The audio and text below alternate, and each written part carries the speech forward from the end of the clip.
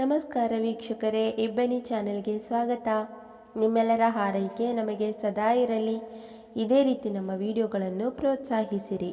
ನಮ್ಮ ವಿಡಿಯೋಗಳನ್ನು ಮೊದಲ ಬಾರಿ ನೋಡುತ್ತಿದ್ದಲ್ಲಿ ದಯವಿಟ್ಟು ಸಬ್ಸ್ಕ್ರೈಬ್ ಮಾಡಿಕೊಳ್ಳಿ, ಲೈಕ್ ಮತ್ತು ಶೇರ್ ಮಾಡಲು ಮರೆಯದಿರಿ. ಹಾಗೆಯೇ ನಮ್ಮ ಕಥೆಯನ್ನು ಸ್ಕಿಪ್ ಮಾಡದೆ ನೋಡಿ ಆನಂದಿಸಿ. ಇಂದಿನ ಕತೆ ನಂಬಲೇನಾ ನಿನ್ನ ನಗೆಯ ಪಾರ್ಟ್ 2. ಸಹನಾ ಸುಮ್ಮನೆ ರೂಮಿನಲ್ಲಿ ಒಬ್ಬಳೇ ಕುಳಿತಿದ್ದಳು. ಅವಳ ಮುಂದೆ ಗಾಢವಾದ ಅಂಧಕಾರ ಕವಿದಂತೆ ಆಗಿತ್ತು. ಅಷ್ಟರಲ್ಲಿ ಅಲ್ಲಿಗೆ ಬಂದ ಸಹನಾಳ ಓರೆಗಿತ್ತಿ, ಎಲ್ಲರೂ ಹೀಗೆ ಅಳುತ್ತಾ ಕೂತುಕೊಂಡರೆ ಹೇಗೆ? ಸಮಾಧಾನ ಮಾಡಿಕೊಳ್ಳಿ. ಆಗಿ ಹೋಗಿರುವುದನ್ನು ಯಾರೂ ಸರಿ ಮಾಡೋದಕ್ಕೆ ಆಗಲ್ಲ. ಸ್ವಲ್ಪ ಧೈರ್ಯ ತಗೊಳ್ಳಿ. ಅತ್ತೆ ಮಾವ, ನೀವು ಅಳ್ತಾ ಕುಳಿತುಕೊಂಡರೆ ಸಹನಾಗೆ ಧೈರ್ಯ ಹೇಳೋರು ಯಾರು? ಮಾನ್ವಿನೂ ಅಳ್ತಾ ಕೂತಾಳೆ ಎಂದಳು. ಏನು ಸಮಾಧಾನ ಮಾಡಿಕೊಳ್ಳಲಮ್ಮ, ಈ ವಯಸ್ಸಲ್ಲಿ ಮಗನನ್ನು ಕಳೆದುಕೊಂಡು ನಾವು ಹೇಗೆ ಇರುವುದು ಎಂದಾಗ ರಾತ್ರಿಯಾದ ಶಾಮಣ್ಣನವರು. ಏನು ಹೀಗಾಗೋಯ್ತು? ಅಂತಹ ಒಳ್ಳೆಯ ಅಳಿಯ ನಮಗೆ ಸಿಕ್ಕಿದರು, ಈಗ ಇವಳ ಗತಿ ಏನು ಅಂದರು. ಏನು ಮಾಡೋದು ಅಂತಾನೆ ತೋಚಲ್ಲ. ನಮಗೂ ವಯಸ್ಸಾಯಿತು. ನಮಗೆ ಇಳಿಗಾಲದಲ್ಲಿ ಮಕ್ಕಳು ಇರುತ್ತಾರೆ ಎಂದರೆ ನಾವೇ ಅವರ ಸಾವು ನೋಡುವ ಹಾಗಾಯಿತು ಅಂತ ಒರೆಸಿಕೊಂಡರು ರಮೇಶನ ಅಪ್ಪ. ಅಪ್ಪ, ನೀವು ಹೀಗೆ ಹೇಳಿ ಹೇಳಿ ಅವಳಿಗೆ ಇನ್ನಷ್ಟು ಬೇಜಾರು ಮಾಡಬೇಡಿ. ಮುಂದೆ ಏನು ಮಾಡುವುದು ಅಂತ ಯೋಚನೆ ಮಾಡೋಣ. ಈಗ ಸುಮ್ಮನಿರಿ ಎಂದ ರಾಕೇಶ್. ತುಂಬ ಅನುಕೂಲವಂತರಲ್ಲದಿದ್ದರೂ ಶಾಮಣ್ಣನವರು ಸಹನಾಳನ್ನು ಡಿಗ್ರಿಯವರೆಗೂ ಓದಿಸಿದ್ದರು. BCom ಮಾಡಿದ ಸಹನಾ ಬುದ್ಧಿವಂತೆಯಾಗಿದ್ದಳು. ಅವಳಿಗೆ ಕೆಲಸಕ್ಕೆ ಸೇರಿ ಅಪ್ಪ ಅಮ್ಮನಿಗೆ ಸಹಾಯ ಮಾಡಬೇಕೆಂದು ಆಸೆಯಿತ್ತು. ಆದರೆ ಡಿಗ್ರಿ ಆದ ಕೂಡಲೇ ಸಹನಾಳನ್ನು ಪ್ರೈವೇಟ್ ಕೆಲಸದಲ್ಲಿದ್ದ ರಮೇಶನಿಗೆ ಕೊಟ್ಟು ಮದುವೆ ಮಾಡಿದ್ದರು. ರಮೇಶನ ಅಪ್ಪ ಅಮ್ಮ ಅವರ ದೊಡ್ಡ ಮಗನ ಜೊತೆಯಲ್ಲಿ ಒಂದು ಹಳ್ಳಿಯಲ್ಲಿದ್ದರು. ರಮೇಶ ಬೆಂಗಳೂರಿನಲ್ಲಿ ಕೆಲಸ ಮಾಡುತ್ತಿದ್ದ. ಯಾರೋ ಪರಿಚಯಸ್ಥರ ಮೂಲಕ ರಮೇಶನ ಪರಿಚಯವಾಗಿ ಶಾಮಣ್ಣನವರು ಸಹನಾಳನ್ನು ಅವನಿಗೆ ಮದುವೆ ಮಾಡಿಕೊಟ್ಟಿದ್ದರು. ರಮೇಶ ಮೃದು ಮನಸ್ಸಿನ ಹುಡುಗ. ಯಾವ ಕೆಟ್ಟ ಅಭ್ಯಾಸಗಳೂ ಇರಲಿಲ್ಲ. ಸಹನಾಳನ್ನು ಚೆನ್ನಾಗಿ ನೋಡಿಕೊಳ್ಳುತ್ತಿದ್ದ.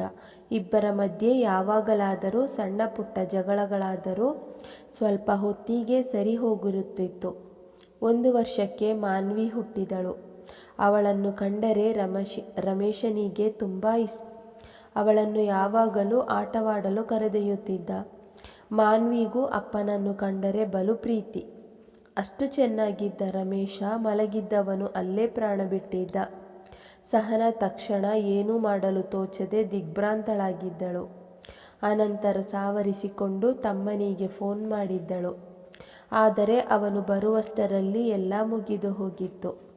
ಹಾಸ್ಪಿಟಲ್ಗೆ ಕರೆದುಕೊಂಡು ಹೋಗಿ ಡಾಕ್ಟರ್ಗೆ ತೋರಿಸಿದಾಗ ಅವರು ನೋಡಿ ಏನೂ ಮಾಡಲು ಆಗುವುದಿಲ್ಲ, ಪ್ರಾಣ ಹೋಗಿ ಬಹಳ ಸಮಯ ಆಗಿದೆ ಎಂದಿದ್ದರು. 11ನೇ ದಿನದ ಕಾರ್ಯವು ಮುಗಿಯಿತು.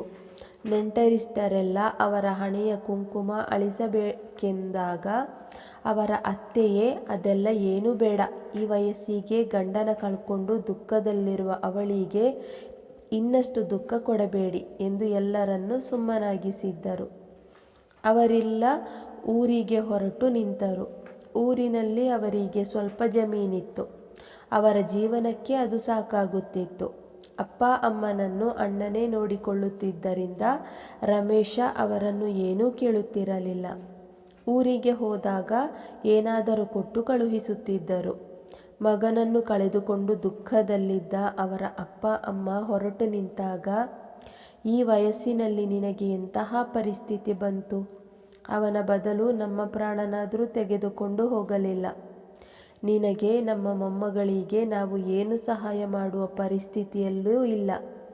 ನೀನೇ ಧೈರ್ಯ ತೆಗೆದುಕೊಂಡು ಅವಳನ್ನು ನೋಡ್ಕೋಬೇಕು. ಆಗಾಗ ಊರಿಗೆ ಬರ್ತೀರಮ್ಮ ಎಂದಾಗ ಸೌಮ್ಯ ಏನೂ ಮಾತನಾಡದೆ ಕಣ್ಣಲ್ಲಿ ನೀರು ತುಂಬಿಕೊಂಡು ಅವರಿಗೆ ನಮಸ್ಕರಿಸಿ ತಲೆ ಅಲ್ಲಾಡಿಸಿದ್ದಳು. ಮಾರನೇ ದಿನ ರಮ್ಯಾ ಅವರ ಅಪ್ಪ ಅಮ್ಮ ಹೊರಟು ನಿಂತರು. ಹೋಗುವ ಮೊದಲು ರಮ್ಯಾಳ ರೂಮಿಗೆ ಬಂದು, ನೋಡು ರಮ್ಯಾ, ಹುಷಾರಾಗಿರು ನೀನು. ಇವಳು ಇಲ್ಲೇ ಠಿಕಾಣಿ ಹೂಡಿದರೆ ನೀವು ದುಡಿದಿದ್ದೆಲ್ಲ ಅವಳಿಗೆ ಮತ್ತು ಅವಳ ಮಗಳಿಗೆ ಆಗುತ್ತೆ. ಅವಳು ಅವಳ ಮನೆಗೆ ಹೋಗೋ ಹಾಗೆ ನೋಡ್ಕೋ. ಅವಳ ಯಾವುದಾದರೂ ಕೆಲಸಕ್ಕೆ ಸೇರಿ ಅವಳ ಮಗಳನ್ನು ಸಾಕಲಿ ಎಂದರು.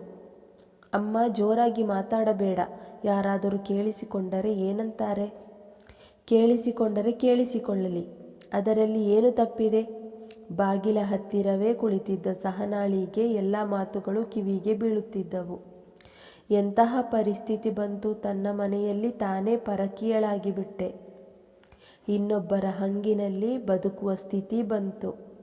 ನಾವು ಚಿಕ್ಕವರಿದ್ದಾಗ ಅಪ್ಪ ಕಷ್ಟವಾದರೂ ತಮಗೆ ಪ್ರೀತಿಯಿಂದ ಕೇಳಿದ್ದನ್ನೆಲ್ಲ ಕೊಡಿಸುತ್ತಿದ್ದರು. ತನ್ನನ್ನು ಓದಿಸಿ ಸಾಲ ಮಾಡಿ ಮದುವೆ ಮಾಡಿ ಕಳುಹಿಸಿದ್ದರು. ಅವರಿಗೆ ಬರುವ ಸ್ವಲ್ಪ ಪೆನ್ಷನ್ನಲ್ಲಿ ಅವರಿಗೇ ಸಾಕಾಗೋಲ್ಲ.